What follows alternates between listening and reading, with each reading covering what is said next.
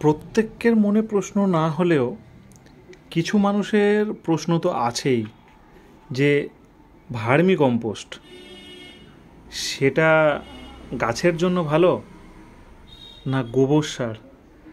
কোনো চ্যানেলে দেখি গোবর সার তো কোনো চ্যানেলে দেখি ভার্মি কম্পোস্ট।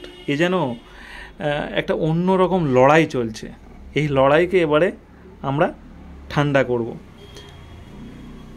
গোবর সার গাছের জন্য খুবই ভালো, ভার্মি কম্পোস্টও গাছের জন্য খুবই ভালো, কিন্তু গোবর সার যেরকম ভালো মানের হতে হবে ভার্মি কম্পোস্টও ভালো মানের হতে হবে। ভালো মানের না হলে উপকারী আপনি পাবেন না, কাজ হবে না, ঠিক আছে। দানা দানা থাকবে এরকম। ভার্মির যে কেঁচোর অ্যাকচুয়ালি তো পটি, সেটা যদি দানা দানা না থাকে তাহলে কিন্তু কাজ হবে না। এবারে আসি, আপনি ভালো মানের ভার্মি কম্পোস্ট ব্যবহার করছেন, তারপরেও গাছ নষ্ট হচ্ছে, ক্ষতি হচ্ছে, তাহলে কিন্তু সেই ভার্মিটা ভালো নয়, ভেজাল। এদিকে আপনি বাজার থেকে গোবর সার কিনে নিয়ে এসছেন, সেটাও গাছে দিচ্ছেন, গাছ ভালো হচ্ছে না।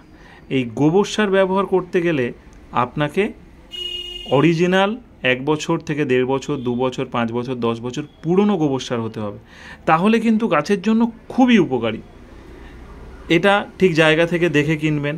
এটা গোবর সার এবং ভার্মি এদের ভেদাভেদ না করে দুটোই আপনার ছাদ বাগানের জন্য উপযুক্ত, আপনার জমিতে দেওয়ার জন্য উপযুক্ত, যদি মান ভালো থাকে।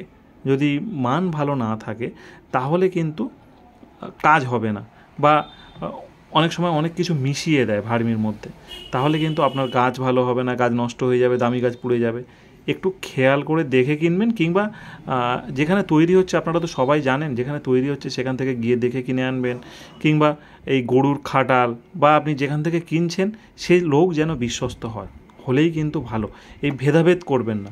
গোবর সার থাকলে গোবর সার, ভার্মি থাকলে ভার্মি, সবই গাছের জন্য খুবই ভালো। কোনোটার থেকে কোনোটা কোনো অংশে কম নয়, কিন্তু ওই মান ভালো হতে হবে, পুরনো হতে হবে, এইগুলো খালি খেয়াল রাখবেন।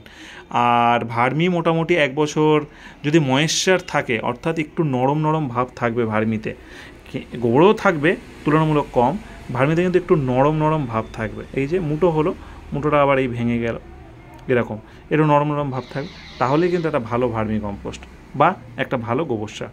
আশা করব যেটা বোঝাতে চেয়েছি বোঝাতে পেরেছি। সবাই ভালো থাকুন, সুস্থ থাকুন, সবুজে থাকুন।